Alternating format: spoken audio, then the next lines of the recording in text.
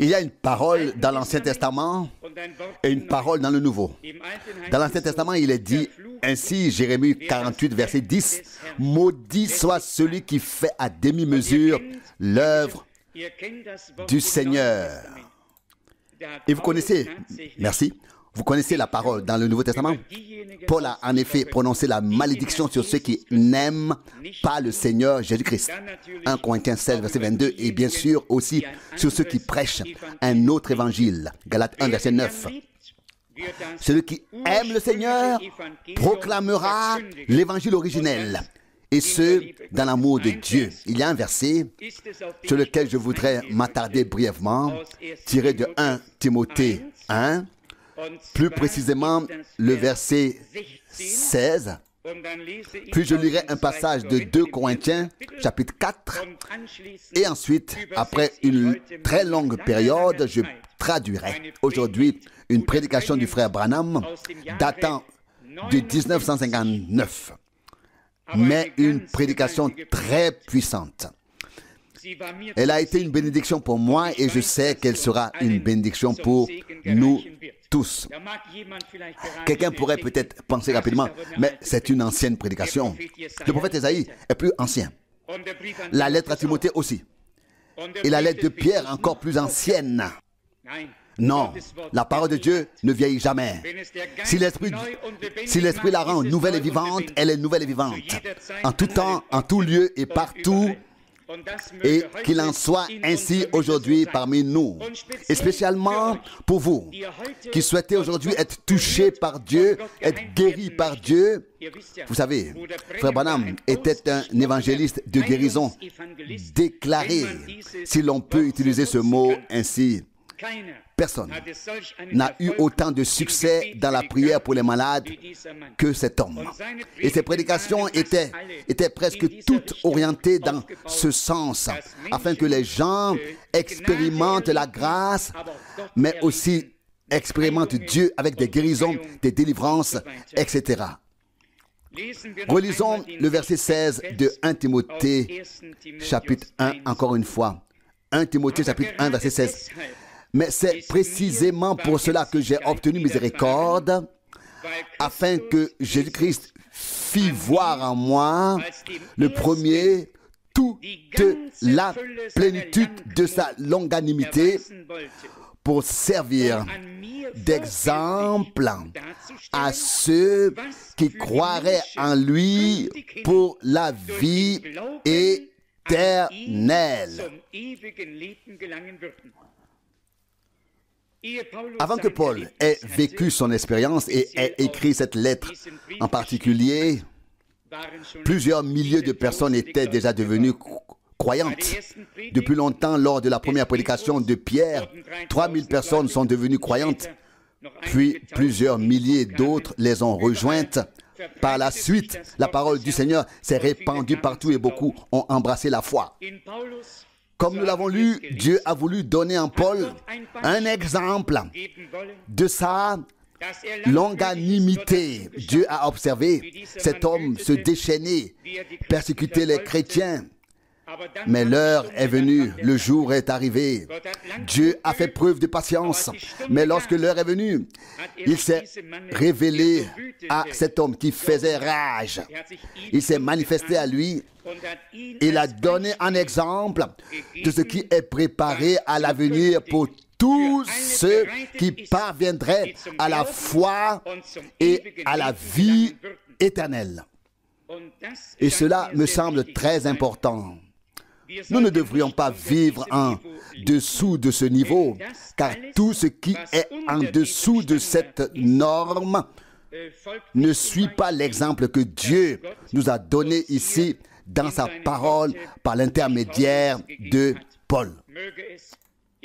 Puisse cela devenir en nous un grand désir, afin que nous puissions dire, Seigneur, si tu as donné un exemple, je me souviens justement de la parole de Jean 13, le Seigneur lava les pieds de ses disciples et dit dans Jean 13, verset 15, « Je vous ai donné un exemple afin que vous fassiez comme je vous ai fait. » Si l'on parle ici du fait que Dieu a transformé Saul en Paul et l'a donné en exemple, alors ce qui lui est arrivé doit nous arriver à nous aussi. Si l'on voulait opposer un passage de la Bible à un autre, ce que personne parmi nous ne fait, Paul dit à un moment donné qu'il a vécu sans reproche devant la loi, selon la loi, etc. Vous connaissez ce passage. Et ici, il est dit dans un état d'incrédulité. Il était très croyant. Pourtant, oh oui, il était pour la cause de Dieu. Mais ne me demandez pas de soleil, il en avait beaucoup. Mais pas à la manière divine. Pas à la manière de Jésus-Christ. Mais à la manière des scribes et à la manière des pharisiens. Mais il était zélé pour Dieu, dit-il ailleurs. Seulement, cela se faisait dans l'ignorance. Cela se faisait dans l'égarement. Mais alors, le Seigneur lui est apparu comme la lumière et il a été sauvé, il a été éclairé et il était libre. Cela peut nous arriver. Peut-être avons-nous aussi été zélés, chacun à sa manière. Dans la direction de la communauté dans laquelle nous nous trouvions, nous étions zélés, nous avons fait ce que nous pouvions et nous pensions rendre un grand service à Dieu. Mais vint le jour où Dieu a voulu révéler son Fils en nous. Galates 1,15. Et lorsque cette révélation a commencé, nous avons compris que tout ce qui était précédé, que tout ce qui avait, précédé n'était pas conforme à la volonté de Dieu. La volonté de Dieu dans la vie d'un homme commence par la révélation de Jésus-Christ. Lorsque Dieu se révèle à un homme, le sauve, le ramène du mauvais chemin vers le bon chemin, c'est là que commence la vraie foi, le vrai service divin et tout ce qui va avec. Je voudrais lire les versets 16 à 18 de 2 Corinthiens 4. 2 Corinthiens 4, versets 16 à 18.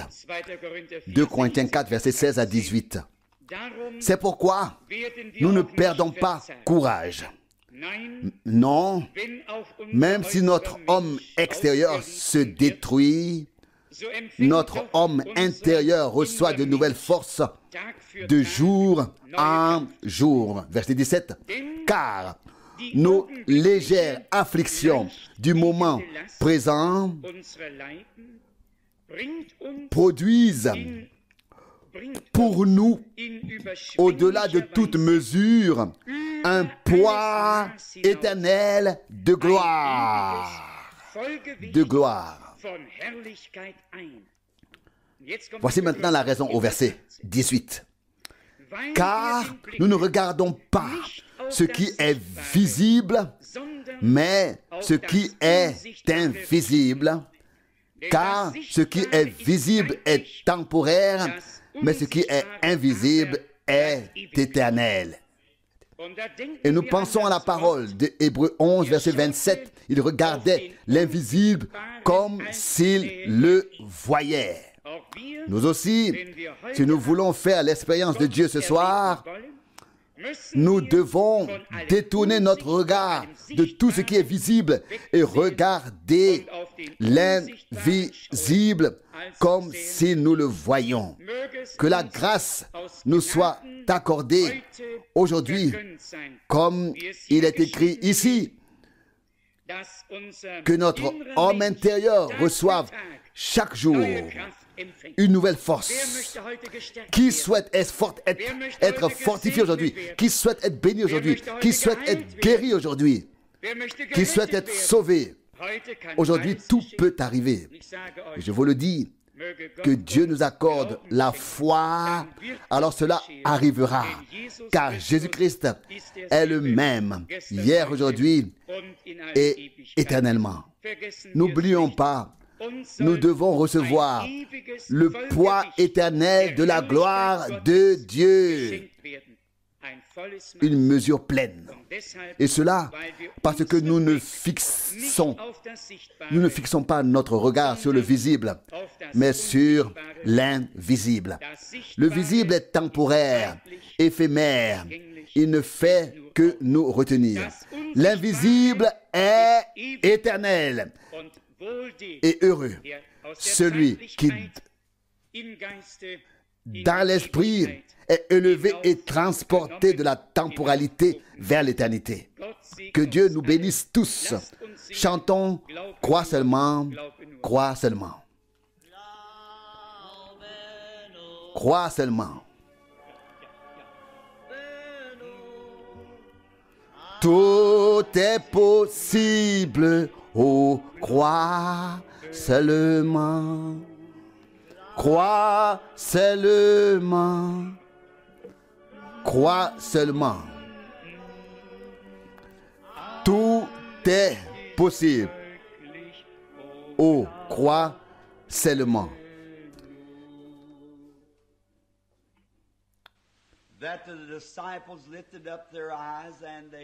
Les disciples ont levé les yeux et ont vu la ville sainte au loin. Et ils ont commencé à se réjouir et à dire, maintenant le royaume va être établi.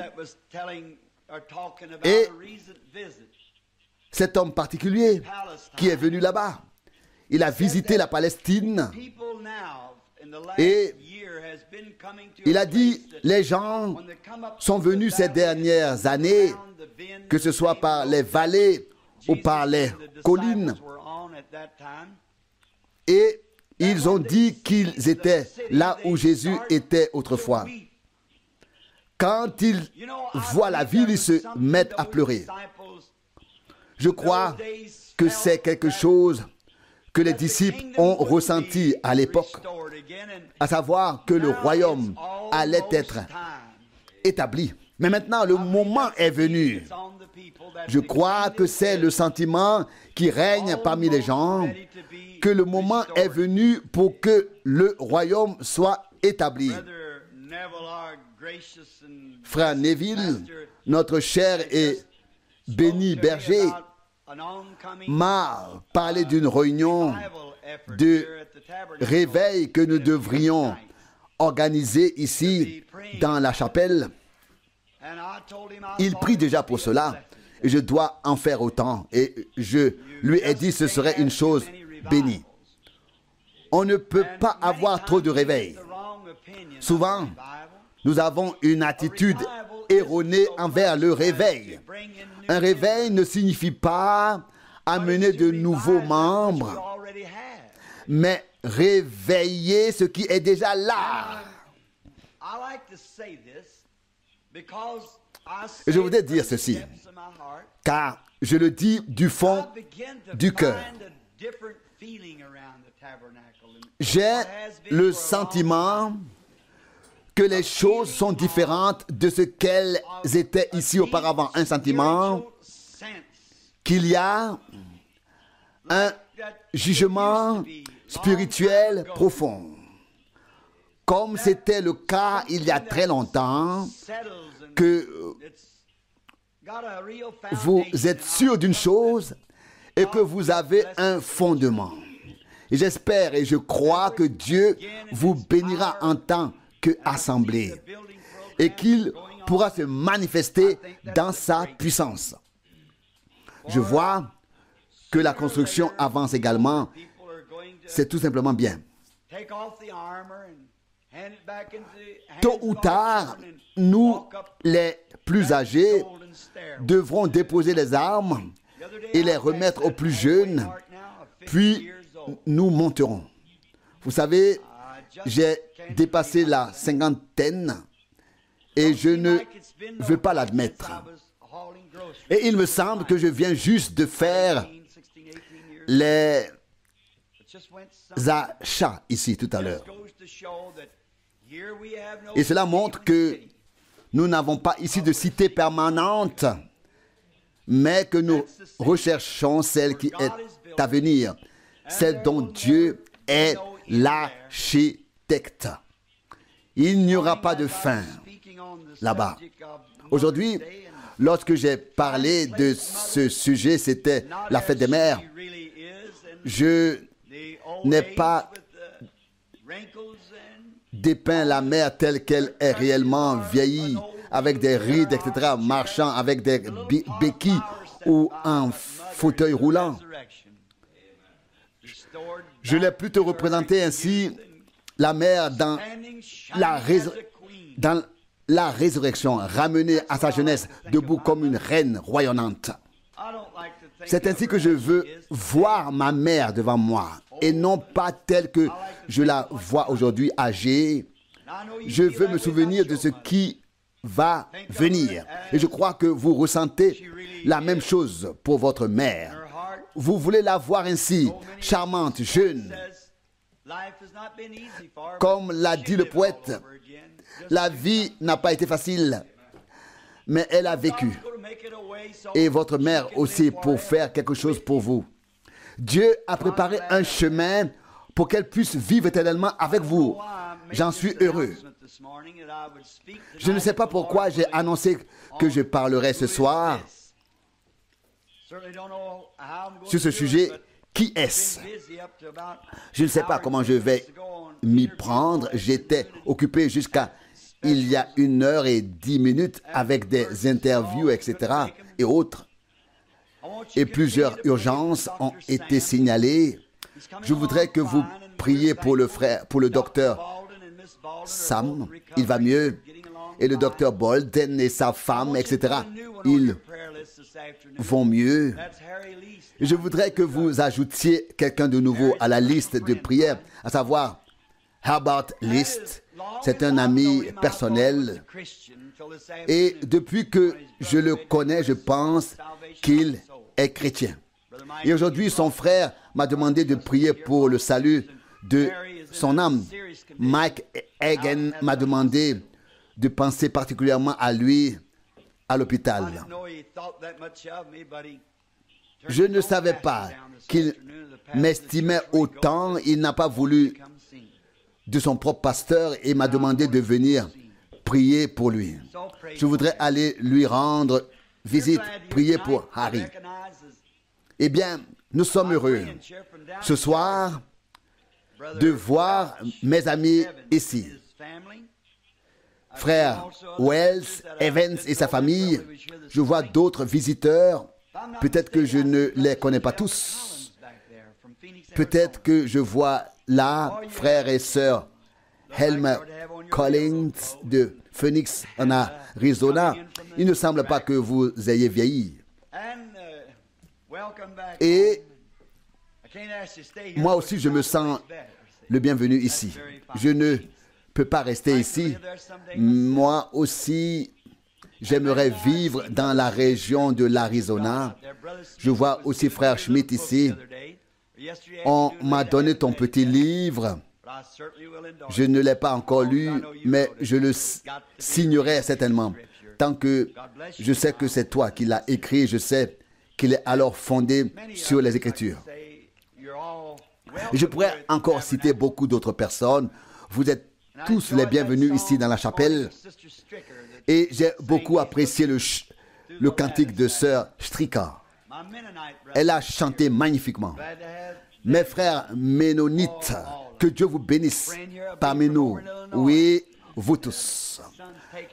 Voici un frère de l'État de l'Illinois. Et vous êtes si nombreux. Ne soyez pas tristes si je ne vous nomme pas. Je vous souhaite à tous la bienvenue. Permettez-moi de lire un passage des Écritures dans Matthieu chapitre 21 à partir du premier verset. Matthieu 21, verset 1. Lorsqu'ils approchèrent de Jérusalem et arrivèrent à Bethphagée, sur le mont des Oliviers, Jésus envoya deux de ses disciples, verset 2, en leur donnant cette instruction: allez au village qui est devant vous. Vous y trouverez une ânesse attachée à un ânon avec elle. Détachez-les et amenez-les-moi. Verset 3. Et si quelqu'un vous dit quelque chose, répondez-lui: le Seigneur en a besoin, mais il les renverra aussitôt. Verset 4. Mais cela est arrivé afin que s'accomplisse la parole du prophète. Dites, verset 5, dites à la fille de Sion: voici ton roi, viens à toi, humble, montez sur un âne, sur un ânon, le petit d'une bête de charge. Verset 6. Les disciples s'en allèrent donc et firent ce que Jésus leur avait ordonné. Verset 7. Ils amenèrent l'ânesse et son ânon, mirent leur manteau dessus et ils s'assit dessus. Verset 8. La foule nombreuse étendait ses manteaux sur le chemin. D'autres coupaient des branches d'arbres et les répandaient sur le chemin. Verset 9. Et les foules qui marchaient devant lui et celles qui le suivaient criaient à haute voix: Hosanna au fils de David. Loué soit celui qui vient au nom du Seigneur. Hosanna au plus haut des cieux. Verset 10. Lorsqu'il entra dans Jérusalem, toute la ville fut en émoi. Et l'on demanda: qui est-ce? Verset 11. La foule répondait: c'est Jésus, le prophète de Nazareth en Galilée. Inclinons la tête pour prier.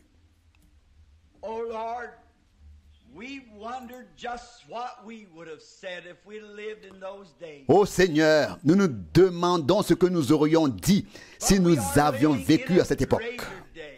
Mais nous vivons dans une époque plus importante, plus grande, car nous attendons sa venue. Et tandis que nous nous préparons pour sa venue et que nous préparons nos cœurs et que nous y apportons toutes les gerbes que nous pouvons récolter dans les champs, de près et de loin, nous sommes dans l'attente du jour et de l'heure où nous le verrons venir, chevauchant un cheval blanc, descendant des portes de la gloire, pour nous transformer, pour changer ce corps mortel en un corps glorieux de résurrection, où il n'y aura plus de péché, ni de signe de mort, et où nous le verrons tel qu'il est, et vivrons et l'aimerons à travers tous les âges à venir. Nous te remercions pour cette assemblée et pour son berger, pour les anciens, pour les diacres, pour tous ceux qui viennent ici et pour tous ceux qui sont venus en visite. Ce sont des brebis du même troupeau, peut-être seulement d'une autre bergerie. Nous te prions de les bénir aujourd'hui par ta présence et de nous nourrir, de nous de nous alimenter par ta parole, afin que nous repartions d'ici ce soir avec la résolution d'être de meilleurs chrétiens que nous ne l'avons jamais été. Puissions-nous repartir d'ici avec un nouvel espoir, une nouvelle espérance et la joie dans le cœur, dans l'attente de sa venue. Si nous avons parmi nous des personnes malades et souffrantes, n'oublions pas de prier pour elles.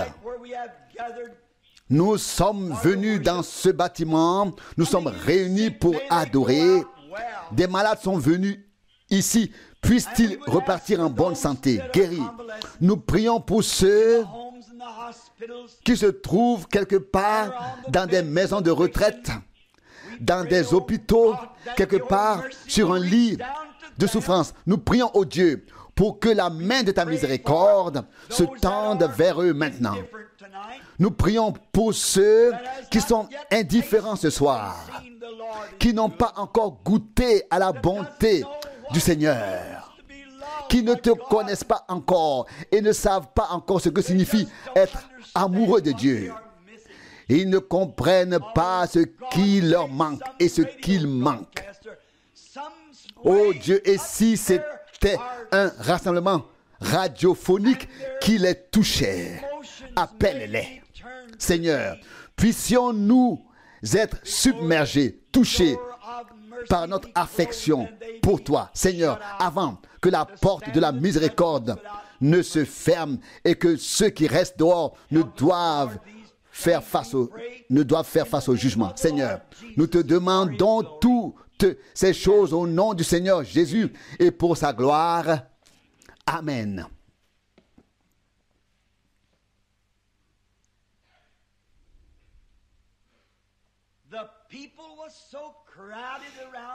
Une foule immense s'était rassemblée. Il n'y avait plus de place pour que les gens puissent passer la nuit quelque part. Ils dormaient dehors, le long du mur, sur le sol, car c'était un repas de Pâques et des gens venaient de partout dans le monde connus pour adorer à cette époque. C'était le moment où l'agneau pascal était immolé et cela symbolisait leur libération de l'Égypte, de l'esclavage. Et ils célébraient cette fête de la Pâque chaque année. C'était l'un des moments ou des événements les plus importants de la religion juive. Car cela signifiait, c'est le jour de notre libération. Les gens aimaient se souvenir de ce jour, le jour de leur libération. Oh, comme chacun d'entre nous devrait ce soir revenir à l'époque où nous avons été libérés, à ce que cela signifiait pour nous.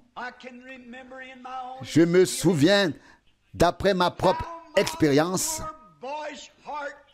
comment mon cœur d'adolescent ou le cœur d'un jeune homme avait un tel désir de faire l'expérience de Dieu. J'ai même dit, Seigneur, si je le pouvais, je viendrais frapper à ta porte pour te parler. Vous connaissez l'histoire de ma vie. Comme je ne pouvais pas lui parler, je voulais lui écrire une lettre. J'avais déjà entendu sa voix. J'étais souvent dans la nature sauvage et je connaissais un sentier que j'empruntais toujours, que ce soit pour pêcher ou pour chasser, pour pêcher et pour chasser. Et j'ai pensé que j'allais écrire à Dieu. Voici ce que j'ai écrit. Fidèle Seigneur Jésus. Puis je voulais accrocher la lettre à un arbre, pensant que lorsque Dieu le verrait, il me répondrait. Mais ensuite, ce soir-là, j'ai oublié mon âge. J'ai oublié mon nom. Si le temps devait durer. Mais je n'oublierai jamais l'heure où il m'a libéré du péché. Quelque chose s'est produit au plus profond de moi. Et cela m'a soutenu pendant toutes ces heures d'obscurité. C'était l'heure de ma libération. Le poids du péché m'a quitté. J'étais une nouvelle personne, une nouvelle créature en Jésus-Christ. À partir de ce moment-là, ces Juifs, ils venaient chaque année et là-bas, à l'intérieur du temple, il y avait une source. Et on prenait le pain, on prenait les herbes amères et l'agneau et on buvait à cette source. Et ils se réjouissaient ensemble, car Dieu leur avait fait miséricorde.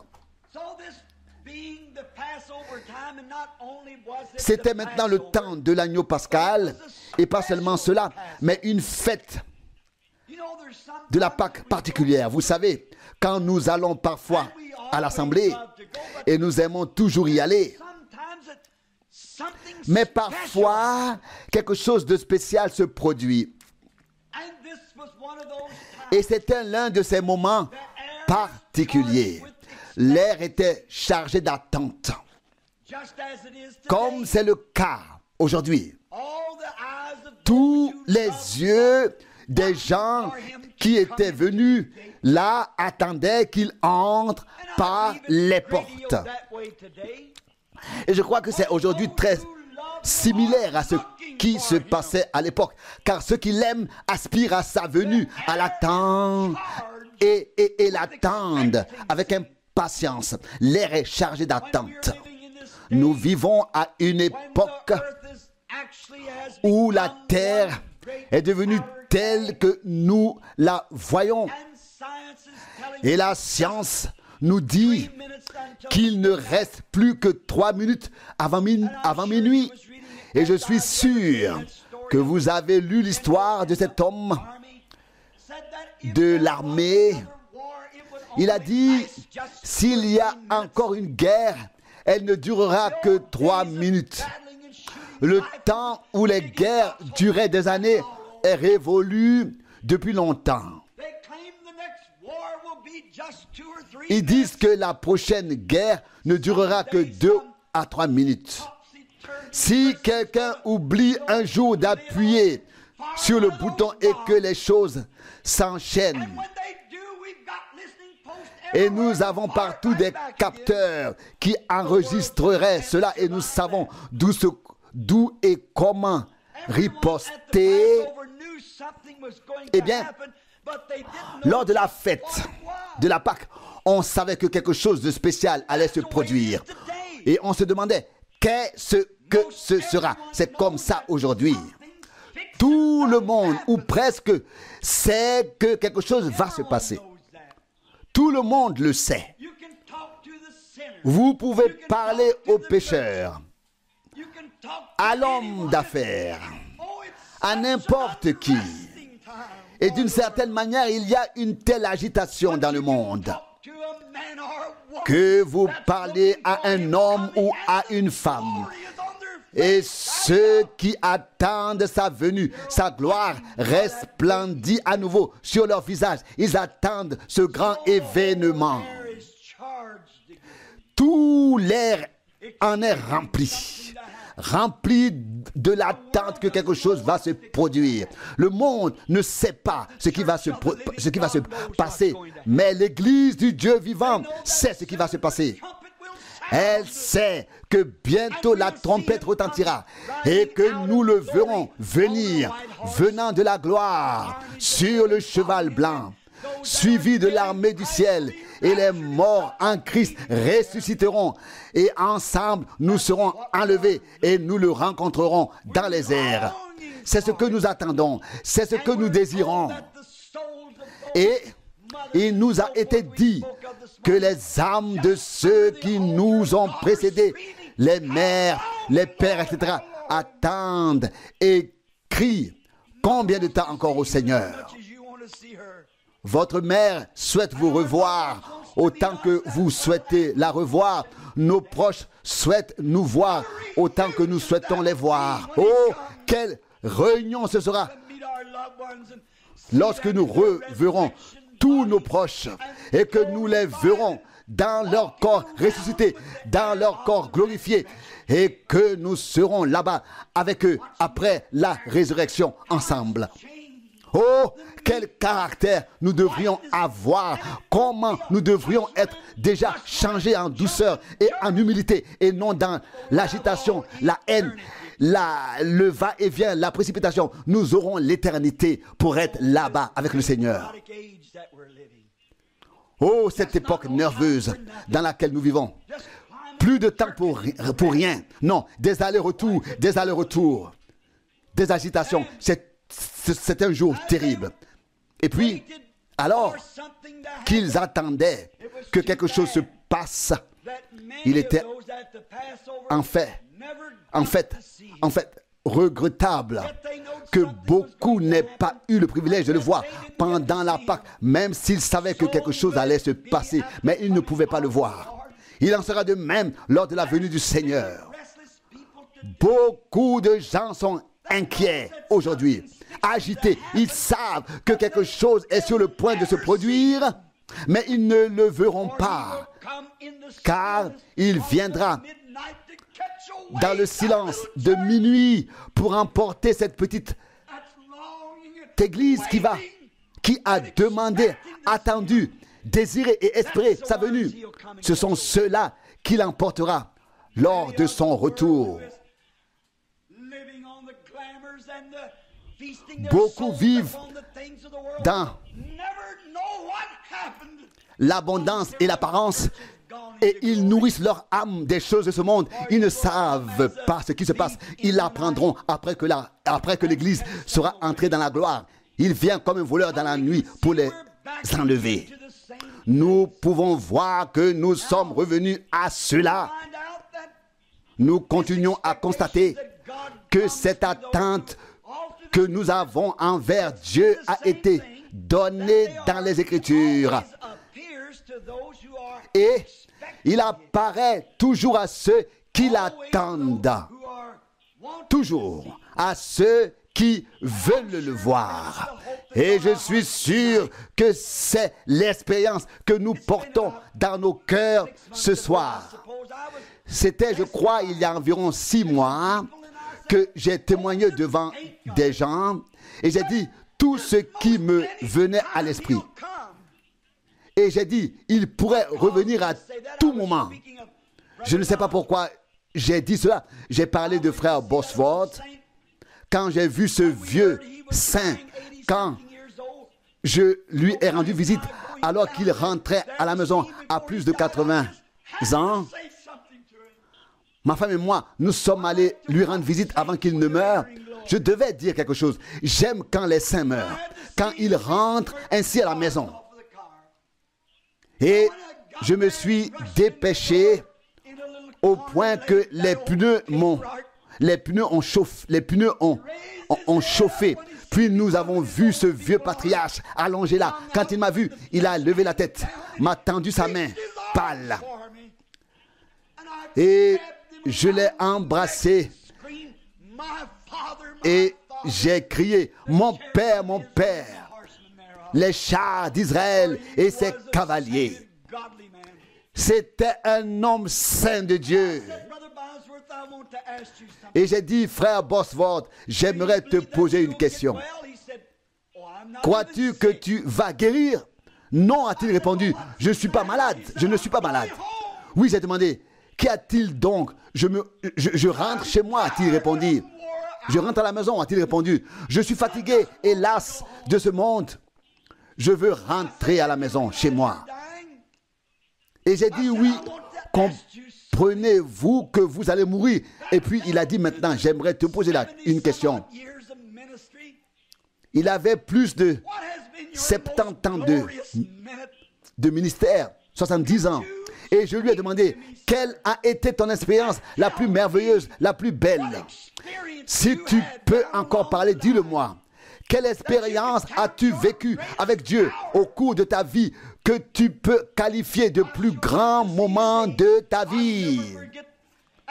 Si je vivais assez longtemps pour atteindre son âge, je saurais quelle heure sombre mon père a traversée. Et il a dit, mon cher frère, c'est le moment le plus merveilleux de ma vie maintenant, actuellement. Dans ce moment, je ne me souviens d'aucun moment qui ait été plus doux et plus merveilleux que celui-ci. Je l'ai regardé dans les yeux et je lui ai demandé à nouveau, sais-tu seulement que tu es en train de mourir? Il a répondu, je ne suis pas ici pour mourir, je suis ici pour regarder la porte s'ouvrir et entrer dans la gloire. C'est ainsi qu'il faut mourir. Et vous savez, environ 2 heures avant son départ, il était dans le coma depuis 2 jours. Et il a repris conscience. Il a alors salué les gens, leur a tendu la main et leur a dit bonjour, tel et tel, bonjour. Il a salué beaucoup de ceux qu'il avait conduits au Seigneur. Pendant 1 heure entière, il a serré des mains et serré des mains en disant, je suis si heureux de te voir. Et avec sa mère, avec son père, avec tout le monde, jusqu'à ce que la vie quitte son corps, que sa tête tombe sur l'oreiller et que son âme aille vers le Seigneur Jésus.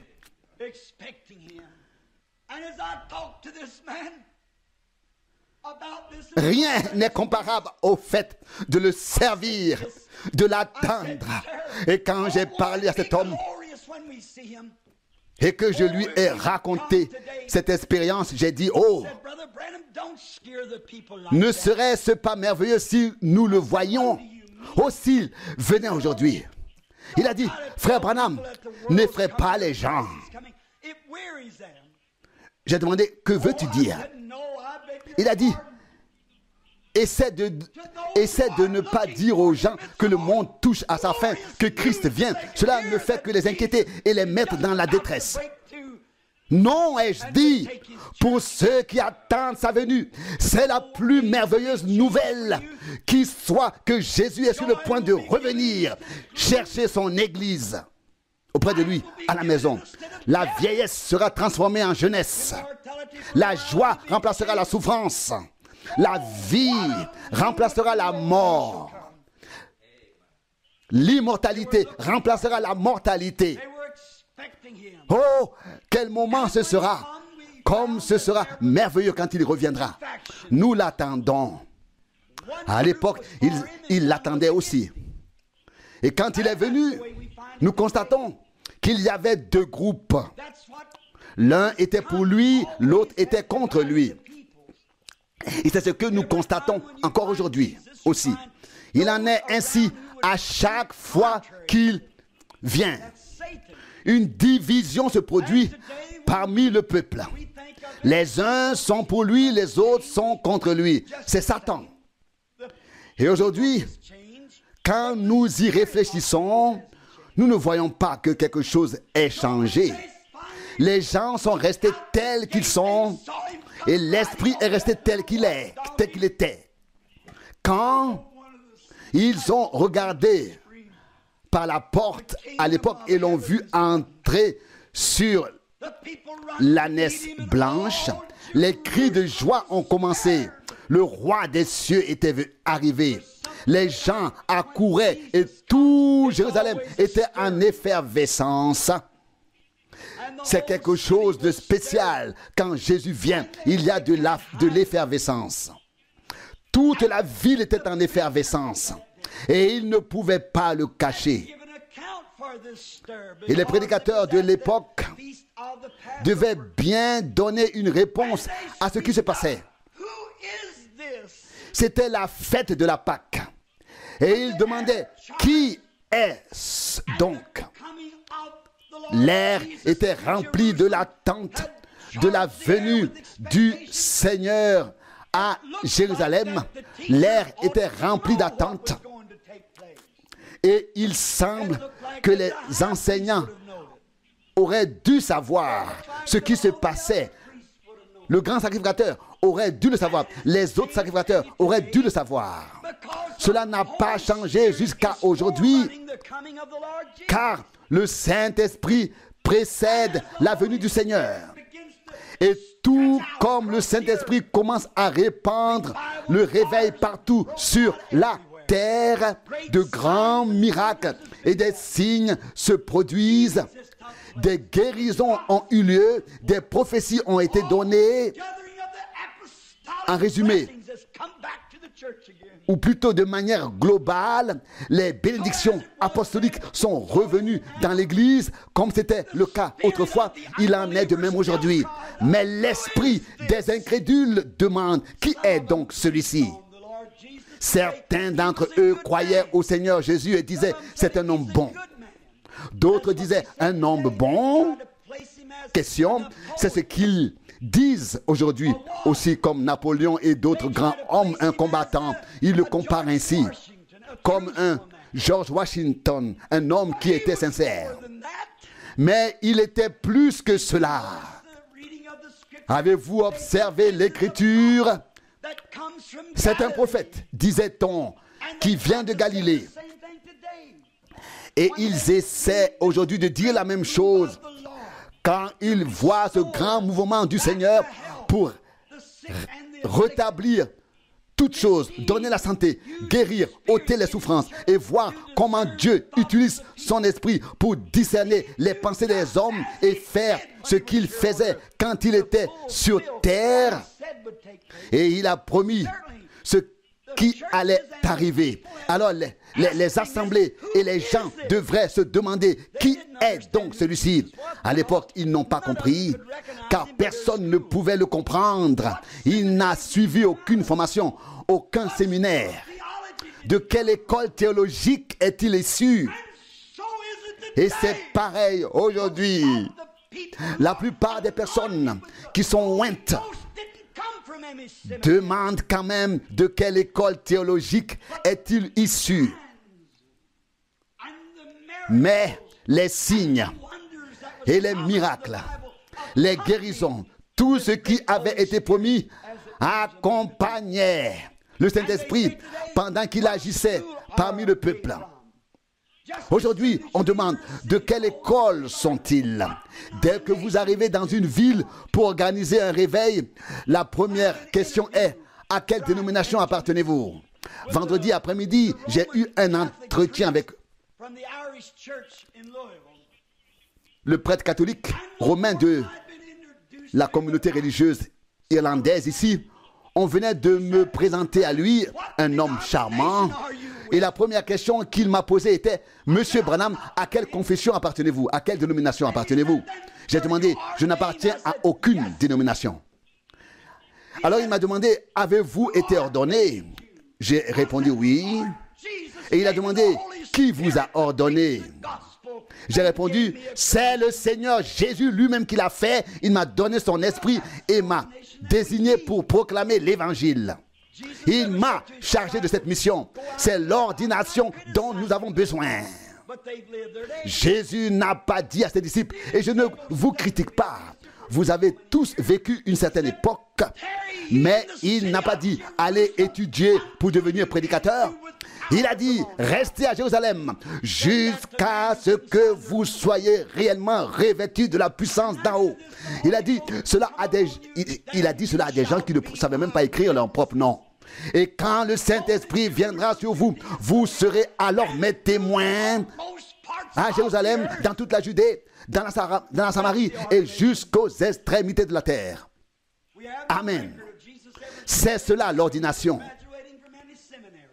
Nous n'avons aucune trace indiquant que Jésus ait fréquenté une école ou obtenu un diplôme universitaire. Et pourtant, plus d'universités et d'écoles ont été fondées en son nom que pour toute autre cause sur terre. Nous n'avons aucune trace indiquant qu'il ait fréquenté l'école et pourtant, combien d'écoles ont été fondées en son nom? Aucun autre nom sous le ciel n'a donné naissance à autant d'écoles. Nous n'avons aucune information indiquant qu'il ait jamais écrit un livre. Et pourtant, plus de livres ont été écrits sur lui que sur n'importe qui d'autre. La Bible est le livre le plus célèbre et le plus répandu sur terre. Mais voyez, au temps de la visite divine de la grâce, ils ont demandé, qui est-il? Dieu prend quelque chose qui n'est rien pour en faire quelque chose. Vous voyez? Et quand ils l'ont vu entrer, quelqu'un a dit, c'est un grand homme, c'est un grand homme. Aujourd'hui, ils le disent aussi. Leur école de théologie disent que Jésus était un grand homme, un homme bon. Certains disent même c'était un prophète. S'il n'avait été qu'un prophète ou un homme bon, nous serions encore aujourd'hui dans notre péché. Il était plus qu'un prophète. Il était plus qu'un homme bon. Il était bon. Il était le prophète de Dieu. Il était plus que cela. Il était Dieu manifesté dans la chair pour ôter les péchés. Et tandis qu'il entrait, beaucoup ont dit, c'est lui le guérisseur. Oh, nous l'avons vu ouvrir les yeux des aveugles. C'est lui qui guérit. Nous avons vu les estropiés marcher. Nous l'avons vu prier. Et la fièvre quitter l'enfant. Mais il y avait aussi ceux qui le suivaient uniquement pour les pains et les poissons. Il y en a encore aujourd'hui. Ils viennent pour être guéris. Ils le suivent. C'est comme une oasis pour eux. Oh, ils viennent et disent, pourrais-tu prier pour moi que le Seigneur Jésus me guérisse? Et dès qu'ils sortent de l'hôpital, ou d'ailleurs, ils retournent dans le monde comme un chien retourne à son vomi et un porc retourne à la boue. Ils le suivent quand ils peuvent obtenir quelque chose de bon de lui. Ils n'ont besoin de lui que pour ce genre de choses. Pour quelque chose qu'ils reçoivent de lui. Mais ils ne veulent pas le servir. Cette foule existe encore aujourd'hui. À l'époque, 10 avaient été guéris. Mais un seul est revenu pour le remercier. Un seul est revenu. Et l'a remercié. Les autres sont partis sans gratitude. Et si les gens en Amérique qui ont été guéris par la puissance de Dieu consacraient aussi leur cœur à Dieu et se tournaient vers lui, alors un tel réveil éclaterait que tous les bars et toutes les salles de cinéma feraient faillite et toutes les assemblées seraient remplies. Les théâtres seraient vides. Le dimanche soir, un réveil éclaterait dans cette nation. Mais quand ils voient les choses que Dieu fait, ils demandent encore, qui est-il? Qui est celui qui vient? D'où venez-vous? Qui est-il? Quelle est son autorité? Je ne l'oublierai jamais. À Johannesburg, en Afrique du Sud, je venais d'arriver 30 minutes auparavant et j'avais voyagé pendant 3 jours et 3 nuits. J'étais très très fatigué et on m'a amené là où environ 60 à 70 000 personnes étaient rassemblées. 70 000 personnes étaient rassemblées. Et quand j'étais sur la plateforme, le Saint-Esprit a commencé à agir. Et j'ai vu un bus arriver. Et le nom qui y était inscrit était la ville de Durban. Et j'ai vu des gens arriver avec des différentes infirmités. Dans une vision, j'ai vu un jeune homme dont le pied était plus court de 6 pouces. Et puis la vision s'est terminée. Et j'ai revu la lumière. Et soudain, j'ai vu la lumière planer au-dessus de cet homme. Dans la réunion, je me suis dit, je l'ai vu tout à l'heure. Et je l'ai observé, la lumière planant au-dessus de lui. Et j'ai attendu que le traducteur dise ce que j'avais déjà dit. Et j'ai vu dans la vision cet homme se lever, jeter ses béquilles et sa jambe plus courte de 6 pouces s'allonger en un instant. Et j'ai dit à Mr. A.J. Schumann, traduis vite mes paroles maintenant. Traduis-moi vite maintenant. Je vois une vision. Le jeune homme assis là-bas avec la chemise blanche. Il vient de la ville de Durban à environ 1500 miles d'ici. Il était venu en bus et il a dû partir en secret de chez son père et sa mère car il ne voulait pas le laisser venir à la réunion. Mais il croit au Seigneur Jésus-Christ. Une de ses jambes est plus courte de 6 pouces. Le jeune homme s'est levé d'un bond. Et j'ai dit, jeune homme, le Seigneur Jésus t'a guéri. Et en un instant, sa jambe a grandi de 6 pouces. Et on a amené le jeune homme sur l'estrade. Les médecins l'ont examiné. Vous avez vu son image, sa photo, dans mon livre. Je suis resté là quelques instants seulement. J'ai vu une voiture verte rouler sur la route et avoir un accident. Une jeune fille blonde a eu l'accident et sa colonne vertébrale était brisée. Et j'ai soudainement dit, je vois une voiture verte. Elle a quitté la route, a heurté un arbre. Et une fille s'est cassée la colonne vertébrale et est dans un état très critique. Mais je ne la voyais nulle part. Je suis resté là à attendre quelques instants. Et j'ai dit, comprenez, ne soyez pas superstitieux, incroyants. C'est le Seigneur Jésus ici, dans la puissance de sa résurrection, agissant par son Saint-Esprit. Et j'ai revu la vision, mais je n'ai pas vu la jeune fille, la jeune femme. Je n'ai vu que voir la vision. Mais la lumière était devant moi, comme vous la voyez sur la photo. Et soudain, elle s'est inclinée. Elle était juste devant la plateforme. Et j'ai vu la jeune femme. J'ai dit, jeune femme, le Seigneur Jésus t'a guérie. Et sa mère s'est écriée, ne lui dites pas de se lever, elle est gravement malade. Si elle bouge, elle mourra. Mais la jeune femme s'est levée, d'un bond a crié, a hurlé et a remercié Dieu. Et la mère s'est évanouie et est tombée sur la civière où sa mère, où sa fille était allongée. Vous voyez, il y a des critiques partout, même lorsque le Seigneur se révèle.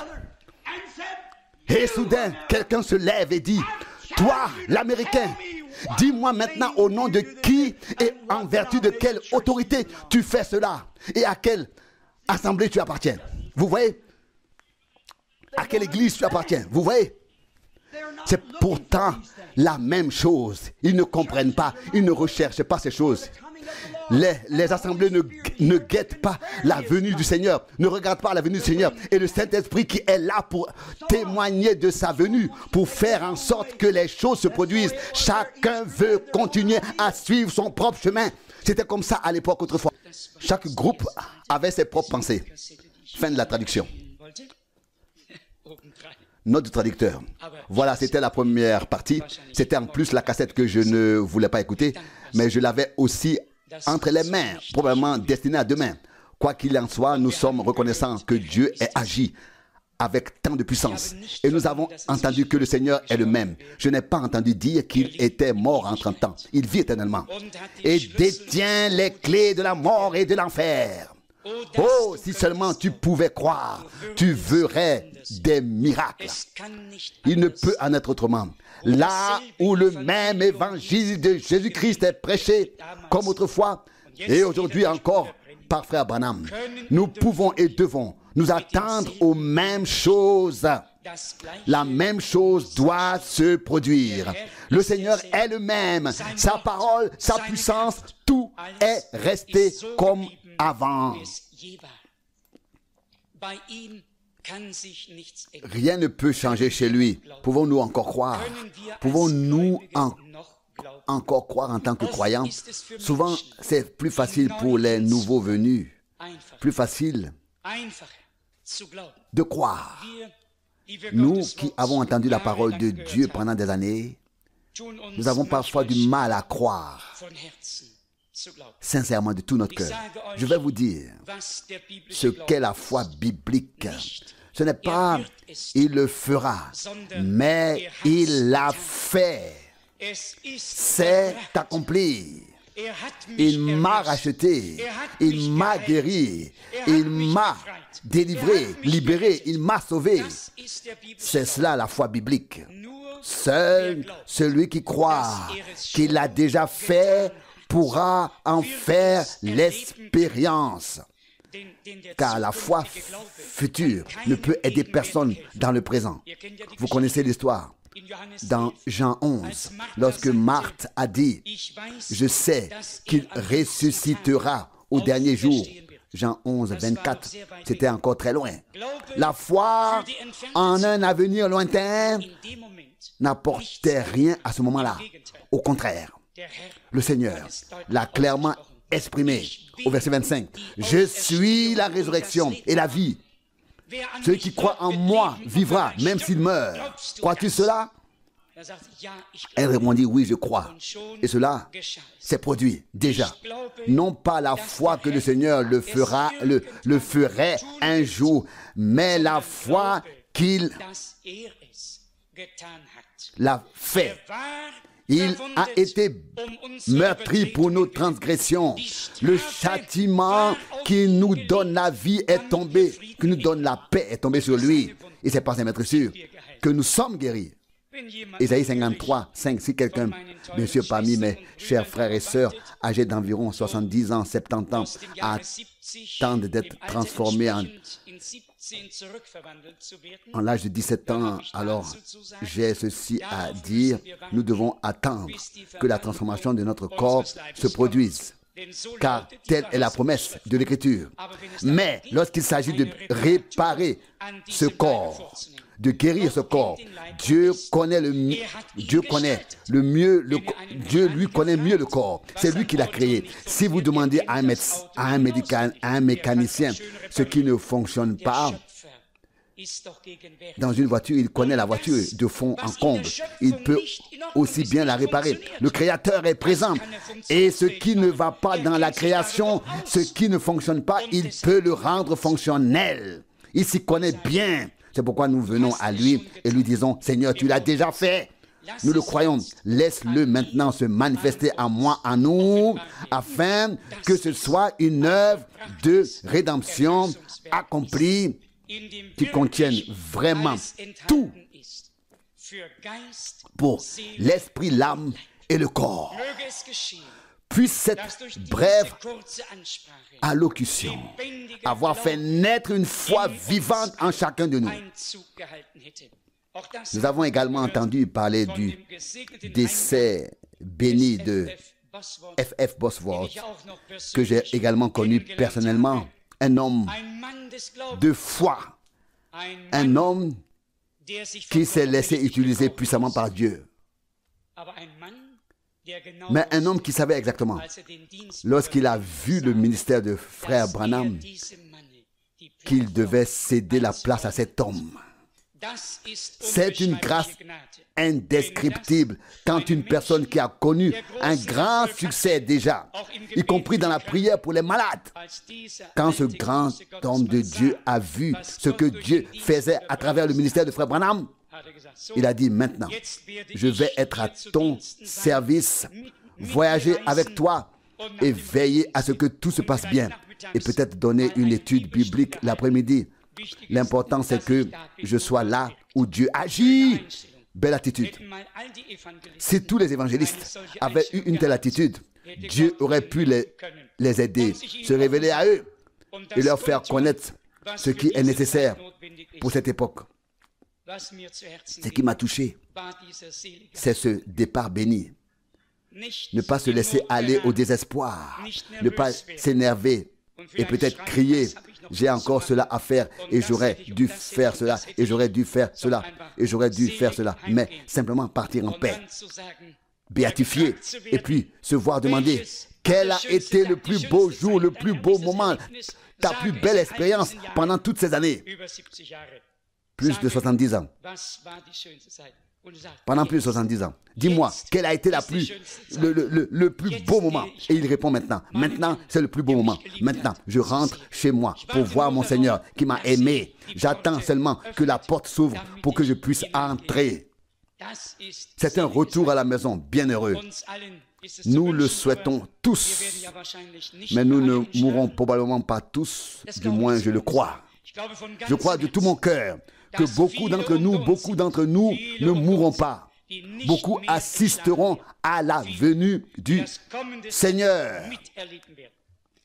Et quand les critiques disent que Paul a déjà écrit cela à l'époque, je dois répondre, il a écrit pour notre époque, afin que nous puissions le dire aujourd'hui. Amen. Car ce que nous disons doit déjà figurer dans la Bible. Dieu a donc pourvu à tout de manière merveilleuse. Les critiques ne le verront pas ainsi, Mais nous aussi, nous pouvons le voir d'autant plus clairement. Tout a été écrit pour notre bien à cause de nous. Et nous sommes donc sincèrement reconnaissants à Dieu, le Seigneur, pour cette allocution. Puisse-t-elle nous avoir interpellés au sens propre du terme, afin que nous fassions le point et que nous examinions notre situation devant le Seigneur.